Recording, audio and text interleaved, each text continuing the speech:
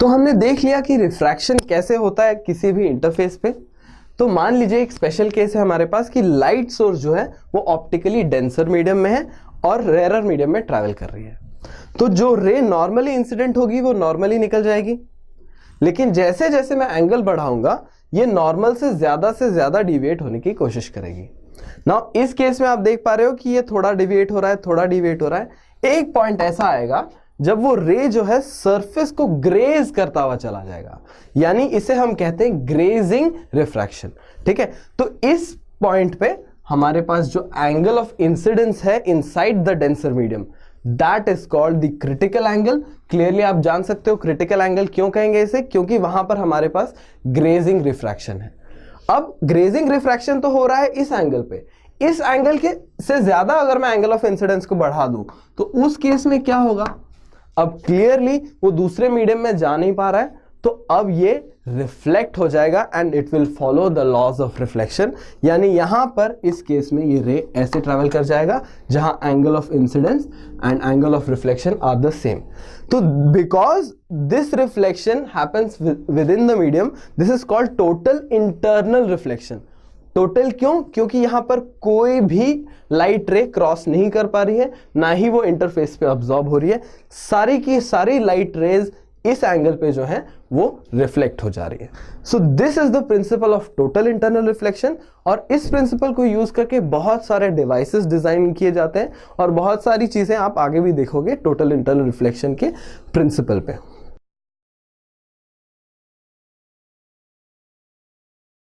तो अब हम देख लेते हैं कि हमारी क्या कंडीशन होगी जब टोटल इंटरनल रिफ्लेक्शन हो रहा है। तो टोटल इंटरनल रिफ्लेक्शन से जस्ट पहले हमारा ग्रेजिंग रिफ्रैक्शन होता है। तो मान लीजिए कि ये मीडियम म्यू1 है और इसमें एंगल ऑफ इंसिडेंस I1 है and this is medium mu two and here angle of refraction is I2। ठीक है, तो उस केस में अगर मैं स्नेल्स लॉ का इक्वेशन लिखूंगा तो क्या आएगा, तो क्लियरली हम जानते हैं कि sine I by sine R, यानी इस केस में sine I1 by sine I2 is equals to mu two by mu one.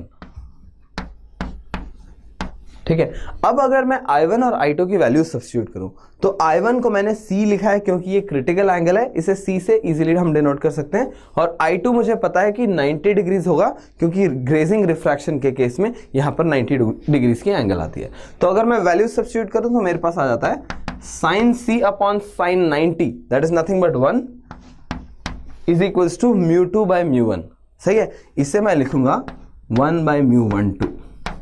ठीक है, क्योंकि म्यू1 बाय म्यू2 यानी म्यू12 होता है। तो अब अगर मैं इसे सिंप्लीफाई करूं फॉर म्यू12 तो मेरे पास आ जाता है mu one two is equals to 1 by sine C। Now this is a very important relation, ये हमें टोटल इंटरनल रिफ्लेक्शन की कंडीशन बताता है। एंगल ऑफ इंसिडेंस अगर C से ज्यादा हो जाए इन द डेंसर मीडियम तो उस केस में हमारे पास टोटल इंटरनल रिफ्लेक्शन आ जाता है। यहां पर एक और इंपॉर्टेंट पॉइंट याद रखने वाली बात यह है कि इस इक्वेशन को अगर हम सिंप्लीफाई करें तो हमारे पास स्नेल्स लॉ का इजियर फॉर्म आ जाता है जो बहुत आसान है याद करने के लिए। इसे हम लिख सकते हैं mu one sine I1 is equals to mu two sine I2 and this is very important, please note this down also. तो यहां से हमें पता चल गई कि टोटल इंटरनल रिफ्लेक्शन की हमारी कंडीशन क्या होती है। अब हम देख लेते हैं कि हमारे कौन से फिनोमिनन है जो टोटल इंटरनल रिफ्लेक्शन के प्रिंसिपल पे काम करते हैं। तो सबसे पहला फिनोमिनन जो है वो है मिराज। ठीक है, तो ये मिराज जो है आपने डेफिनेटली एक्सपीरियंस किया होगा on a very hot day. जब आप किसी कार में ट्रैवल कर रहे हो तो आपको रोड थोड़ी शाइनी लगती है या फिर ऐसा लगता है उस पर पानी है और आपको ऊपर के पार्ट का रिफ्लेक्शन वापस दिखाई देता है। एक्चुअल जब हम आगे जाते हैं तब देखते हैं कि ना कोई पानी है ना कोई मिरर है, बट फिर भी हमें ऐसी इमेज दिखाई दे रही थी। तो this happens because of the phenomena of total internal reflection. कैसे होता है वो अब हम देख लेते हैं। तो जब बहुत ही गर्म होता है दिन तो जो ग्राउंड के पास की हवा होती है that is hot and as we move up जो हवा है वो ठंडी होती जाती है। ठीक है, तो जो लाइट रे है वो कैसे बेंड होगी, तो मान लीजिए हम लाइट रे का एक छोटा सा पार्ट लेके इसे मैग्नीफाई करके देखने की कोशिश करें। तो यहां पर मुझे पता है कि हवा क्योंकि नीचे से ऊपर ठंडी हो रही है, ऊपर मेरी ठंडी हवा होगी और नीचे गर्म हवा होगी, तो clearly hotter air will be less dense then cold air, और उसकी ऑप्टिकल डेंसिटी में भी इसी तरीके का बिहेवियर है, this is optically less dense as compare to cold air. तो मान लीजिए कि हमारा रे जो है ऐसे आ रहा था अगर, ठीक है, तो क्योंकि हम डेंसर से रेयरर मीडियम में जा रहे हैं तो हमारा जो रे है that will bend away from the normal, यानी अगर ये मेरा स्ट्रेट पाथ है तो it will bend away from the normal, यानी जैसे जैसे मैं नीचे जा रहा हूं उसकी बेंडिंग बढ़ती जा रही है, तो ये जो है धीरे धीरे धीरे बेंड होके ऐसा हो जाएगा, और एक पॉइंट ऐसा आएगा जब टोटल इंटरनल रिफ्लेक्शन हो जाएगा क्योंकि क्रिटिकल एंगल रीच कर जाएगा। तो this is the point where we have total internal reflection, और उसके बाद रे जो है वापस ऊपर जाने लगती है।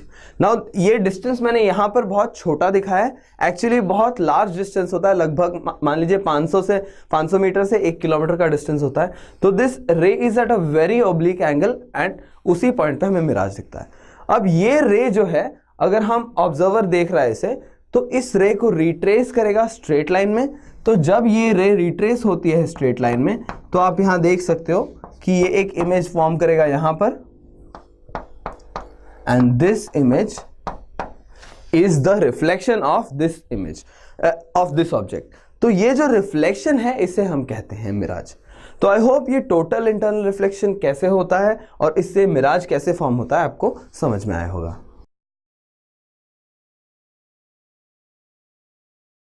नेक्स्ट हम बात करेंगे ऑप्टिकल फाइबर की। तो पहले हम जब कम्युनिकेशंस में कोई भी सिग्नल ट्रांसमिट करना चाहते थे तो हम वायर्स यूज करते थे, जिन वायर्स से इलेक्ट्रिसिटी पास होती है। अब क्योंकि वायर की मटेरियल में करंट होता है तो डेफिनेटली लॉसेस होने वाले हैं, तो क्या हम लॉसेस घटा सकते हैं किसी और तरीके से? तो उसका आंसर है ऑप्टिक फाइबर। तो ऑप्टिक फाइबर का कंस्ट्रक्शन सबसे पहले समझ लेते हैं। It is made up of 2 materials, एक अंदर का बीच का कोर होता है और एक क्लैडिंग मटेरियल होती है। तो बीच का कोर जो है it is a high refractive index material, और बाहर की जो क्लैडिंग होती है that is a low refractive index material. ठीक है, इसका म्यू लो है और इसका म्यू हाई है। तो अगर मैं सिग्नल को लाइट के फॉर्म में इस फाइबर के अंदर डाल दूं तो क्या होगा, आप देख सकते हैं कि यहां पर जो एंगल है ये छोटा एंगल होगा क्योंकि इसकी रिफ्रैक्टिव इंडेक्स हाई है। तो यहां पर angle between the interface of 2 materials बहुत बड़ा होगा, और ये क्रिटिकल एंगल से यूजुअली ज्यादा होता है और टोटली इंटरनली रिफ्लेक्ट हो जाता है। ऐसे करके पूरे के पूरे ऑप्टिक फाइबर में टोटल इंटरनल रिफ्लेक्शन सीरीज में होते रहते हैं, और यहां से हम सिग्नल को वापस रिसीव कर सकते हैं। तो यहां हम देख सकते हैं टोटल इंटरनल रिफ्लेक्शन है, तो loss in energy of signal बिल्कुल भी नहीं होगा unless the signal is completely lost. कहीं पर अगर वायर कट गया तो लाइट वहां से बाहर निकल जाएगी, बट अदरवाइज यहां पर एनर्जी लॉस हो नहीं सकता। तो clearly this is a very good way in which we can transmit signals.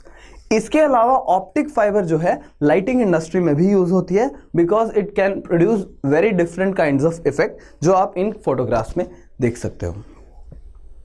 तो आई होप आपको समझ में आया होगा कि कैसे total internal reflection optical fibre में काम करता है, और ये ऑप्टिकल फाइबर को हम कैसे टेलीकम्युनिकेशंस में यूज कर सकते हैं।